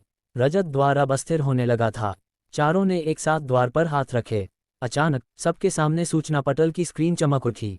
गुप्तधाम का नाम, दानव गुहा ट्रोल्स नेस्ट। स्तर की आवश्यकता 20-30। कठिनाई श्रेणी, रजत 5 सितारा। मोड, डरावना स्वप्न, नाइटमेयर मोड। विवरण, इस अंधेरी गुफा में महादानव ट्रोल्स रहते हैं जो मनुष्यों को अपना भोजन मानते हैं। रात होने पर वे और भी हिंसक हो जाते हैं। क्या आप प्रवेश करना चाहते हैं? सब ने हाँ पर क्लिक किया। गूंज, एक नीली और रजत रोशनी ने चारों को घेर लिया और अगले ही क्षण वे जंगल से ओझल होकर उस भयानक दानव गुहा के भीतर पहुंच गए। वहां का वातावरण सड़े हुए मांस की गंध और घने अंधेरे से भरा था। रुद्रांश ने अपनी तलवार कसकर पकड़ी और नव्या ने उसके कंधे पर बैठकर अपनी आंखें चमकाईं। असली खेल अब शुरू होने वाला था, जहां आर्यावर्त के ये रईसजादे पहली बार देखेंगे कि एक अनुपयोगी जीव जब प्रलय ढाटा है तो स्वर्ग और पाताल कैसे कांपते हैं। क्या नव्या इस नाइटमेयर मोड में अपनी असली महानाग शक्ति दिखाएगी? और जब जय संकट में पड़ेगा तो क्या वह उसी अनुपयोगी जीव से प्राणों की भीख मांगेगा? अध्याय 18, दानव गुहा में तांडव। रुद्रांश का रणकौशल। आपने दानव गुहा ट्रोल्स नेस्ट कालकोठरी में प्रवेश किया है। वर्तमान कठिनाई, डरावना स्वप्न, नाइटमेयर मोड। वर्तमान योद्धाओं की संख्या 4 रुद्रांश, जय, रुचिका, अन्या। आपको एक वापसी पत्र रिटर्न स्क्रॉल प्राप्त हुआ है। प्राणघातक संकट के समय इसका उपयोग करें। संकेत: वापसी पत्र को सक्रिय करने में 3 सेकंड का समय लगता है। इस दौरान कोई भी हमला प्रक्रिया को बाधित कर देगा। स्थानिक स्थानांतरण स्पेशल ट्रांसमिशन के कारण हुई हल्की सी चकाचौंध के बाद रुद्रांश ने स्वयं को एक ऐसे जंगल में पाया जहां हवा में नमी और सड़न की तीव्र गंध व्याप्त थी। चारों ओर घने काले पेड़ थे जिनकी शाखाएं कंकालों की उंगलियों की तरह लग रही थीं। तो यह है दानव गुहा। रुचिका के कोमल चेहरे पर चिंता की लकीरें उभर आईं, और वह भी नाइटमेयर कठिनाई पर। जय और आन्य के चेहरे भी गंभीर हो गए। राजकीय विद्यालय की कक्षाओं में गुरुजनों ने आर्यावर्त के विभिन्न अरण्य गुप्तधामों के बारे में विस्तार से पढ़ाया था। दानव गुहा को सूर्यवंशम शहर के आसपास के सबसे कठिन रजत श्रेणी के गुप्तधामों में गिना जाता था। यहाँ के राक्षस न केवल बलशाली थे, बल्कि वे समूहों में शिकार करने के आदी थे। कठिनाई अपनी जगह है, लेकिन असली समस्या यह है कि हमें अपने साथ एक बोझ को ढोना पड़ रहा है जो किसी काम का नहीं। जय ने इस संकट के समय भी रुद्रांश पर तंज कसने का अवसर नहीं छोड़ा। रुचिका ने त्योरियां चढ़ाकर कहा, जय, अब हम एक दल हैं। इस समय हम चारों एक दूसरे के साथी हैं। अपने ही सहयोगी का उपहास करना बंद करो। जय ने रुचिका की ओर देखा। यद्यपि वह एक अहंकारी युवक था, लेकिन रुचिका के प्रति उसके मन में कोमल भावनाएं थीं। ठीक है रुचिका, जैसा तुम कहो। मैं बस सचेत कर रहा था। रुद्रांश ने उनकी बातों पर ध्यान नहीं दिया। वह अपनी नई सीखी हुई कला चिन्हित पद चिन्ह का उपयोग कर आसपास के वातावरण का सूक्ष्म निरीक्षण कर रहा था। उसके कंधे पर बैठी नव्या ने भी अपनी नन्ही फुफकार से संकेत दिया कि कुछ बड़ा उनकी ओर बढ़ रहा है। दानवों का आगमन। अभी वे 200 मीटर भी नहीं चले थे कि जंगल के भीतर से भारी कदमों की आवाज आने लगी। ऐसा लग रहा था जैसे कोई भारी चीज जमीन को पीटती हुई आ रही हो। सावधान, वे आ रहे हैं, रुचिका ने चेतावनी दी। सबने अपने शस्त्र निकाल लिए। जय ने अपनी चमचमाती तलवार म्यान से बाहर निकाली। खटाक, तभी एक जोरदार आवाज हुई। रुद्रांश ने अपनी पीठ से एक विशाल और अत्यंत भारी भेड़िया राजमहाखड्ग वुल्फ किंग ग्रीटसॉर्ड निकाला और उसे जमीन पर टिका दिया। तलवार का भार इतना था कि जमीन में दरार पड़ गई। महाखड्ग, अन्या की आंखें फटी की फटी रह गईं। क्या तुम पागल हो? महाखड्ग तो केवल योद्धा वॉरियर श्रेणी के लोग ही उठा सकते हैं। तुम एक पशु स्वामी होकर इसे कैसे चलाओगे? इससे पहले कि कोई कुछ और कह पाता, सामने की झाड़ियां टूटकर बिखर गईं। 2 मीटर से भी ऊंचे डरावने दानव योद्धा ट्रोल वॉरियर्स बाहर निकल आए। उनके हाथों में विशाल लकड़ी के गदे थे। उनके शरीरों पर नमी और गंदगी के कारण बड़े बड़े फोड़े और जख्म थे जिनसे पीप रिस रहा था। रुद्रांश ने अपनी दिव्य दृष्टि से उनकी जानकारी जांची। राक्षस दानव योद्धा, स्तर 23, शक्ति 120, काया 150, चपलता 100। विवरण: ये दानव फेंकने की कला थ्रोइंग में माहिर होते हैं और बहुत हिंसक होते हैं। लगभग 20 दानव योद्धा एक साथ उन पर टूट पड़े। गुप्त पेशे का प्रदर्शन। पीछे हटो, मैं इन्हें संभालता हूँ, जय चिल्लाया। अचानक जय के शरीर से अग्नि की लपटें निकलने लगीं। उसकी तलवार पर जादुई नीली और लाल रोशनी का मेल दिखाई देने लगा। यह उसका गुप्त पेशा था, मायावी खड्ग योद्धा, मैजिक स्वॉर्ड्समैन। वह तलवारबाजी के साथ साथ तत्वों एलिमेंट्स का उपयोग करने में सक्षम था। रुचिका ने भी अपना राजदंड हवा में लहराया और मंत्रोच्चार शुरू किया। शस्त्रों का आशीर्वाद, वेपन ब्लेसिंग, साहस का वरदान, करेज ब्लेसिंग, देवदूत का संरक्षण, एंजल्स प्रोटेक्शन। पवित्र प्रकाश की किरणें जय और अन्या पर गिरीं। उनकी शक्ति और गति अचानक कई गुना बढ़ गई। जय ने एक लंबी छलांग लगाई और अपनी जलती हुई तलवार से पहले दानव का सिर धड़ से अलग कर दिया। धमाका! अन्या ने अपनी छड़ी से एक शक्तिशाली अग्निगोला फायरबॉल छोड़ा जिसने 2 दानवों को झुलसा दिया। वे राक्षस जो अभी तक गरज रहे थे, इस प्रचंड प्रहार को देखकर क्षण भर के लिए ठिठक गए। रुचिका ने रुद्रांश को कोई आशीर्वाद बफ नहीं दिया। उसके मन में यह धारणा थी कि एक पशु स्वामी खुद नहीं लड़ता, बल्कि उसका जीव लड़ता है। और चूंकि रुद्रांश ने अभी तक नव्या को युद्ध के लिए नहीं पुकारा था, उसे लगा कि रुद्रांश पर मंत्र फूंकना जादुई ऊर्जा माना की बर्बादी होगी। जय ने पीछे मुड़कर रुद्रांश को देखा जो अभी भी अपनी तलवार टिकाए खड़ा था। देखा रुद्रांश, इसे कहते हैं असली युद्ध। तुम बस वहां खड़े रहो और मुफ्त का अनुभव बटोरते रहो। रुद्रांश धीरे से हंसा। ईमानदारी से कहूं तो तुम्हारा लड़ने का तरीका देखकर मुझे बस अपना सिर पीटने का मन कर रहा है। क्या? जय और अन्या दोनों एक साथ चिल्लाए। अगर तुम्हें लगता है कि हमारा तरीका गलत है तो तुम क्यों नहीं दिखाते कि असली युद्ध क्या होता है? जय ने चुनौती देते हुए कहा। ठीक है, जैसा तुम चाहो।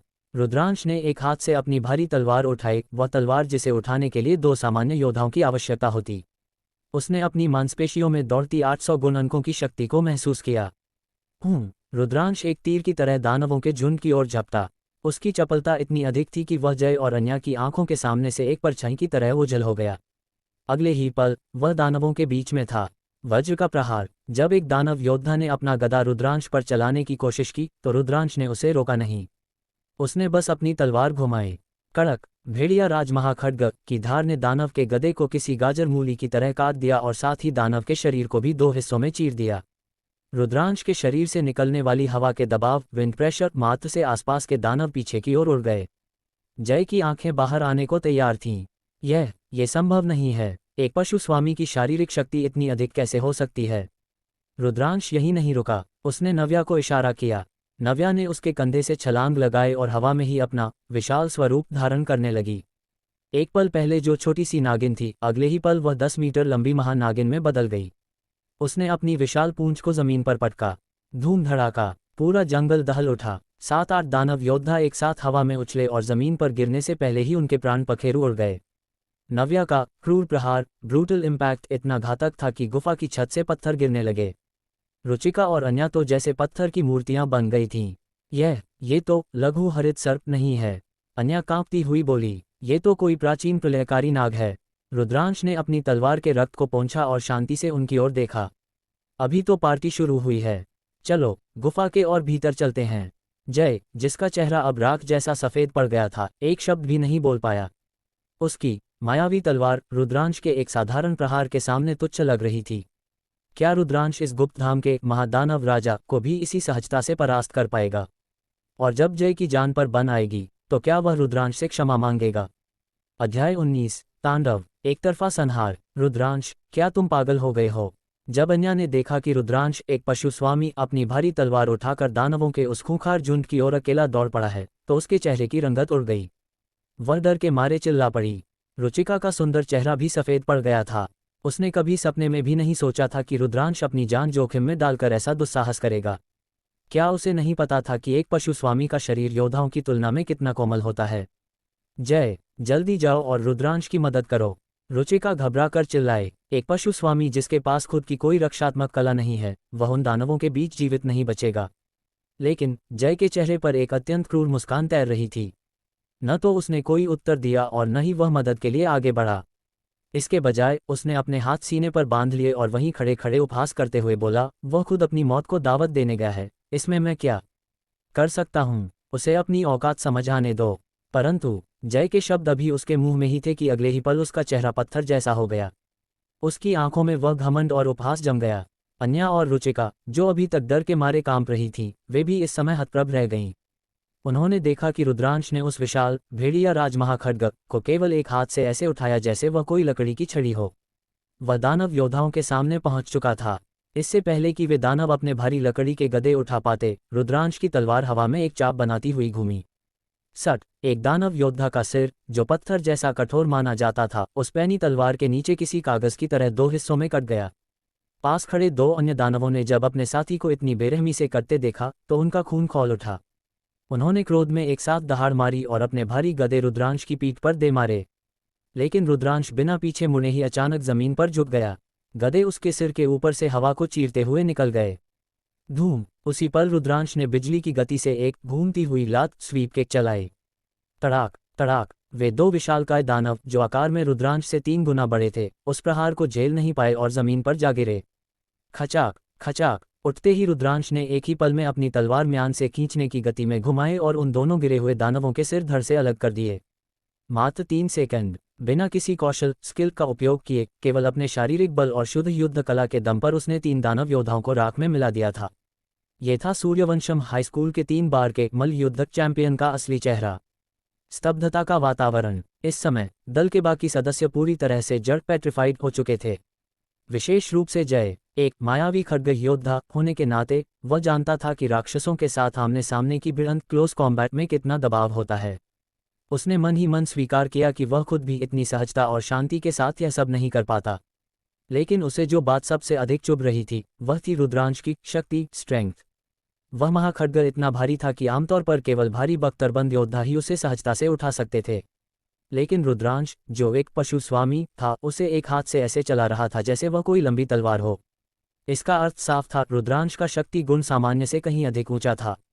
रुचिका और अन्या की आंखों में रुद्रांश के प्रति जो दया थी वह अब श्रद्धा और अचरज में बदल चुकी थी। जय को अपनी तलवार पर जादुई ऊर्जा भरने में 2 सेकंड लगते थे, अन्या को मंत्र पढ़ने में 2 सेकंड लगते थे। पर रुद्रांश, उसने बिना किसी जादुई मदद के केवल तकनीक के दम पर 3 दानवों का अंत कर दिया था। ये साहस और कौशल देख वे खुद को बौना महसूस करने लगे। जय को अपनी पुरानी बातें याद आ रही थीं। अभी कुछ पल पहले ही उसने रुद्रांश को बोझ और गरीब कहा था। अब उसे महसूस हो रहा था जैसे रुद्रांश की तलवार नहीं, बल्कि उसके शब्द ही उसके अपने चेहरे पर तमाचे मार रहे हों। नहीं, यह नहीं हो सकता, उसका स्तर तो मुझसे कम है, फिर उसकी शक्ति 700 अंकों के पार कैसे लग रही है? जय बुदबुदाया। रुद्रांश को खुद भी पूरी तरह नहीं पता था कि उसके गुण इतने क्यों बढ़ रहे थे। शायद यह नव्या प्रलयकारी हरित महानाग के रक्तवंश का प्रतिफल फीडबैक था। पौराणिक कथाओं में कहा जाता है कि जब कोई पशु स्वामी किसी दिव्य जीव से अनुबंध करता है तो उसे उस जीव की शक्ति का एक अंश उपहार स्वरूप मिलता है। हत्या का तांडव। सोचने का समय खत्म हो चुका था। 3 साथियों की मृत्यु देख शेष 17-18 दानव योद्धा पूरी तरह पागल हो गए। वे एक साथ दहाड़ते हुए रुद्रांश की ओर झपटे। रुद्रांश के चेहरे पर एक ठंडी मुस्कान उभरी। सामूहिक युद्ध, बहुत खूब, मुझे भीड़ में लड़ना ही सबसे अधिक पसंद है। उसे इन सामान्य श्रेणी के राक्षसों के लिए नव्या को बुलाने की आवश्यकता भी महसूस नहीं हुई। भेड़िया राज अंगूठी का प्रभाव सक्रिय, आपकी आक्रमण गति 10% बढ़ी। भेड़िया राज महाखड्ग का प्रभाव सक्रिय, आपकी शक्ति 30 अंक बढ़ी। जैसे ही दानवों ने अपने गदे लहराए, रुद्रांश का युद्ध उन्माद चरम पर पहुंच गया। उसने एक लचीले कदम के साथ हमले को चकमा दिया और अपनी तलवार सीधे एक दानव के पेट में घोंप दी। फिर उसने उस शव को लात मारकर पीछे धकेला और हवा में उछल गया। सर्द हवा में ही उसने 4 दानवों के ऊपर से छलांग लगाई और उनके पीछे लैंड किया, इससे पहले कि वे मुड़ पाते। स्वाहा, एक ही झटके में 4 बड़े सिर हवा में उछल गए। गहरा हरा और बदबूदार रक्त फव्वारे की तरह फुट पड़ा। बिना सिर के धड़ जमीन पर ढेर हो गए। रुद्रांश अब रुकने वाला नहीं था। वह 15 दानवों के बीच ऐसे नाच रहा था जैसे कोई कलाकार मंच पर हो। उसकी चपलता और शक्ति का मेल उसे साक्षात मृत्यु का देवता बना रहा था। हर प्रहार के साथ 2-3 दानवों का अंत हो रहा था। चाहे वह छिपकर किया गया हमला हो या सामने से, दानव ये देखकर आतंकित थे कि वे इस मनुष्य के कपड़ों के कोने को भी नहीं छुपा रहे थे। 1 मिनट से भी कम समय में रुद्रांश ने राक्षसों की उस पहली पूरी लहर का अकेले ही सफाया कर दिया। रुचिका, अन्या और जय की फटी आंखों के सामने वह बोझ जिसे वे मुफ्त का अनुभव खिलाने लाए थे, उसने पूरी गुफा को दानवों के कब्रिस्तान में बदल दिया था। हिसाब किताब। रुद्रांश ने अपने सूचना पटल की ओर देखा। प्रारंभ में उसका क्षति आउटपुट, डैमेज आउटपुट सबसे अंतिम स्थान पर था, लेकिन अब वह जय और अन्या को मीलों पीछे छोड़ते हुए पहले स्थान पर पहुंच चुका था। उसका स्कोर जय से 20 गुना अधिक था। जब रुद्रांश ने प्रहार करना शुरू किया तो वे तीनों इतने मंत्रमुग्ध और भयभीत हो गए थे कि वे अपना प्रहार करना ही भूल गए। उनकी नज़रें रुद्रांश की उस घातक और सुंदर युद्ध कला पर जमी रह गई थीं। रुद्रांश शांत कदमों से उनकी ओर वापस आया। न तो उसका चेहरा लाल था, न ही उसकी सांसें फूली थीं। उसके कपड़ों पर खून की एक बूंद तक नहीं थी। उसने अपनी तलवार जमीन पर रखी और शांत स्वर में जय की ओर देखकर कहा, मैंने कहा था ना, तुम्हारा लड़ने का तरीका ठीक नहीं है। क्या अब भी तुम्हें कोई शिकायत है? जय, अन्या, रुचिका। जय का मुंह खुला रह गया पर शब्द बाहर नहीं निकले। अपमान और विस्मय के इस संगम ने उसे निशब्द कर दिया था। रुद्रांश ने केवल राक्षस नहीं मारे थे, उसने जय के अहंकार की भी हत्या कर दी थी। अद्भुत। रुचिका के मुंह से केवल यही एक शब्द निकला।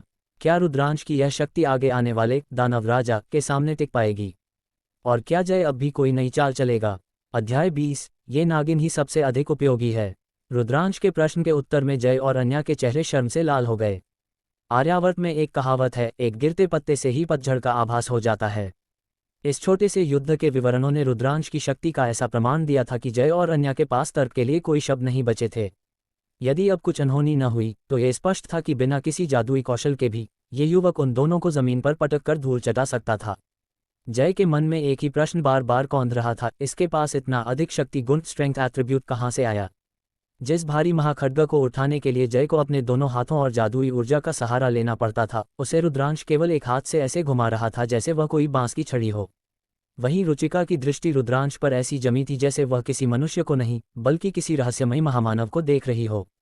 क्या कोई मुझे बताएगा कि यह वास्तव में एक पशु स्वामी है? क्या आपने कभी ऐसा पशु स्वामी देखा है जो अपने पालतू जीव पर निर्भर रहने के बजाय खुद तलवार लेकर राक्षसों के झुंड में कूद जाए और उन्हें चीखने पर मजबूर कर दे?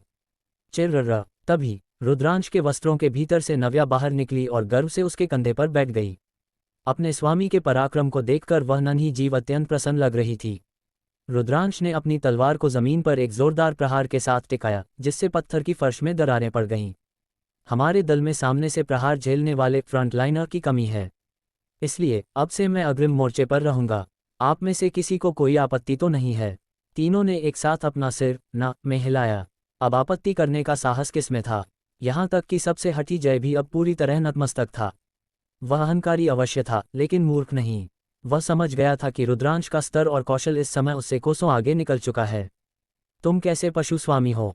तुम तो योद्धाओं से भी बड़े योद्धा वॉरियर लग रहे हो, अन्या ने मुंह फुलाते हुए धीरे से बुदबुदाया। फिर उसकी नजरें नव्या पर पड़ीं, जो अपनी पूंछ हिला रही थी। शायद इसीलिए तुमने इस बेकार सी नन्ही नागिन के साथ अनुबंध किया। तुम्हारी अपनी शक्ति इतनी है कि तुम्हें किसी जीव की जरूरत ही नहीं। चिर्र। नव्या ने जैसे ही सुना कि उसे बेकार कहा गया है, वह तुरंत नाराज हो गई। उसने अन्या की ओर देखकर एक तीखी फुफकार मारी। क्या हुआ नन्ही जान, तुम्हें बुरा लगा? अन्या का स्वभाव चंचल और थोड़ा नटखट था। नव्या के उस गुस्से भरे प्यारे चेहरे को देखकर उसे शरारत सूझी। उसने अपना हाथ आगे बढ़ाया और चिढ़ाते हुए कहा, चलो, अगर तुम्हें लगता है कि तुम उपयोगी हो तो मैं तुम्हें एक मौका देती हूँ। यदि तुम मुझे अपनी जगह से 1 इंच भी हिला सकी तो मैं मान लूंगी कि तुम बहुत शक्तिशाली हो। रुचिका अन्या को रोकने ही वाली थी कि वह एक नन्हे जीव को परेशान न करे, लेकिन अगले ही पल जो हुआ उसने सबके होश उड़ा दिए। नव्या का छोटा सा परिचय। क्रोधित नव्या ने एक पल की भी देरी नहीं की। उसने बिजली की गति से अपनी पूंछ फैलाई और उसे अन्या की कलाई के चारों ओर लपेट लिया। फिर उसने बस एक हल्का सा झटका दिया। अन्या की एक चीख निकली और उसका सुकोमल शरीर हवा में किसी गेंद की तरह उछल गया। धमाका। अन्या सीधे एक पुराने पेड़ के तने से जाकर टकराए और पत्तों के ढेर में जा गिरी। रुचिका, जय! यह क्या था? उस नन्ही सी नागिन ने स्तर 29 की एक जादूगरनी को एक झटके में हवा में उड़ा दिया। ओह मेरी कमर, ये नागिन तो बहुत दुष्ट है। अन्या दर्द से कराहती हुई उठी। उसके बालों में सूखे पत्ते फंसे थे और वह अत्यंत अस्त व्यस्त लग रही थी।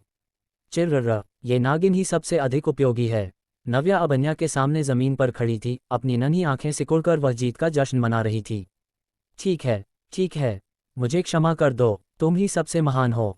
अन्या ने घबराकर तुरंत माफी मांग ली। वह भीतर से बुरी तरह डर गई थी। उसे समझ आ गया था कि यह कोई साधारण नागिन नहीं है। भले ही वह एक जादूगरनी थी और उसकी शारीरिक शक्ति कम थी, फिर भी स्तर 29 के योद्धा को इस तरह खिलौने की तरह फेंक देना किसी चमत्कार से कम नहीं था। रुचिका और जय भी अब नव्या को बड़ी शंका और विस्मय के साथ देख रहे थे। रुद्रांश ने एक फीकी मुस्कान दी। मैं पहले ही स्पष्ट कर दूं, नव्या को उकसाना आपके स्वास्थ्य के लिए ठीक नहीं है, क्योंकि सच तो यह है कि इसकी युद्ध क्षमता मुझसे भी कहीं अधिक है। अब आप इस पर विश्वास करें या न करें, यह आपकी इच्छा है। रुद्रांश की इस बात ने उन तीनों के मुंह खुले के खुले छोड़ दिए। क्या ये नन्ही सी जान, जो देखने में इतनी मासूम है, वह रुद्रांश से भी अधिक शक्तिशाली है? वही रुद्रांश जिसने अभी अभी 1 मिनट में 20 दानवों का संहार किया।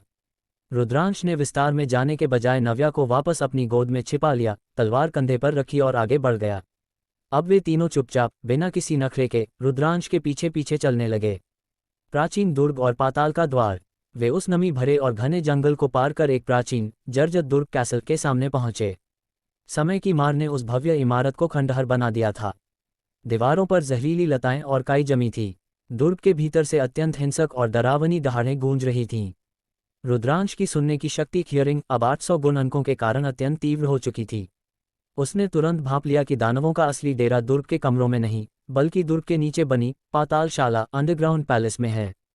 दानवों को अंधेरा और नमी प्रिय होती है, वे धरातल पर अपना घोंसला कभी नहीं बनाते। जैसे ही वे दुर्ग के द्वार पर पहुंचे, रुद्रांश के सूचना पटल पर एक संदेश चमका। आपने दानव गुहा का प्रथम चरण सफलतापूर्वक पूर्ण कर लिया है। आपके सामने द्वितीय चरण का प्रवेश द्वार है। क्या आप प्रवेश करना चाहते हैं? क्या आप तीनों तैयार हैं? रुद्रांश ने पीछे मुड़कर पूछा। तीनों ने तुरंत सिर हिलाया। जय अब इतना दब गया था कि उसने अपनी आंखें तक ऊपर नहीं उठाईं, बस मौन रहकर रुद्रांश की आज्ञा का पालन करने लगा। हालांकि उसके मन में अभी भी ईर्ष्या की एक चिंगारी बाकी थी। उसे लग रहा था कि यह केवल शुरुआत है। जब वे स्तर 50 या 60 पर पहुंचेंगे, जहां जादुई कौशल स्किल्स शारीरिक शक्ति पर भारी पड़ते हैं, तब वह रुद्रांश को उसकी जगह दिखाएगा। उसे क्या पता था कि रुद्रांश ने उसे कभी अपना प्रतिद्वंद्वी माना ही नहीं था। रुद्रांश ने हाँ का विकल्प चुना। गूंज। दुर्ग के सामने के फर्श की पत्थर की शिलाएं अचानक नीचे की ओर धंस गईं। धूल और मलबे के बीच से एक प्रकाशमयी द्वार लाइट गेट प्रकट हुआ। रुद्रांश ने बिना किसी हिचकिचाहट के उसमें छलांग लगा दी। रुचिका, अन्या और जय ने भी उसका अनुसरण किया, क्योंकि वह द्वार केवल 5 सेकंड के लिए खुला रहने वाला था। द्वितीय चरण, पाताल की चुनौतियां। जैसे ही वे द्वार के पार पहुंचे, उन्हें फिर से वही शून्य में तैरने जैसा एहसास, वेटलेसनेस हुआ। ये गुप्तधाम की आत्मा उन्हें दानवों के असली गढ़ में भेज रही थी। जब वे नीचे पहुंचे तो दृश्य पूरी तरह बदल चुका था। यहाँ हवा में गंध और भी भयानक थी और दीवारों से मशालों की लौ के बजाय नीली जादुई रोशनी निकल रही थी। ये द्वितीय चरण है। रुद्रांश ने अपनी तलवार की मूठ पर पकड़ मजबूत की। यहाँ से असली परीक्षा शुरू होती है। पिछला चरण तो केवल अभ्यास मात्र था। यहाँ की दीवारें विशाल हड्डियों से बनी प्रतीत होती थीं। रुद्रांश को पता था कि यदि वे इस चरण को सफलतापूर्वक पार कर लेते हैं तो उसका स्तर 30 से ऊपर जाना निश्चित था। और 30 का स्तर मतलब वीर परीक्षा में एक श्रेष्ठ स्थान प्राप्त करना। अचानक अंधेरे गलियारे से एक भारी आवाज आई, जैसे कोई बहुत बड़ा पत्थर जमीन पर घसीटा जा रहा हो। सावधान, अग्रिम पंक्ति फ्रंटलाइन तैयार रखो, रुद्रांश ने आदेश दिया। अंधेरे से एक विशाल आकृति उभरी। ये पिछले दानवों जैसा नहीं था। इसके 4 हाथ थे और हर हाथ में एक चमचमाता हुआ पीतल का गदा था। इसके माथे पर 3 आंखें थीं जो नीली आग की तरह जल रही थीं। दानव सेनापति ट्रोल जनरल, स्तर 29, विशिष्ट श्रेणी, एलीट रैंक। अब असली मजा आएगा। रुद्रांश की आंखों में एक अजीब सी चमक थी। नव्या, तैयार हो जाओ, इस बार हमें थोड़ा मनोरंजन करना ही होगा। नव्या ने रुद्रांश के कंधे से छलांग लगाई और बीच हवा में ही उसकी नीली आंखें चमकने लगीं। जय और अन्या केवल ये सोचकर कांप रहे थे कि यदि ये सेनापति ही इतना भयानक है तो इस गुहा का राजा बॉस कैसा होगा। क्या रुद्रांश इस 4 हाथों वाले दानव सेनापति को धूल चटा पाएगा? और क्या नव्या यहाँ अपनी विनाशकारी विद्युत एक्सटिंक्शन थंडर का पहला प्रदर्शन करेगी?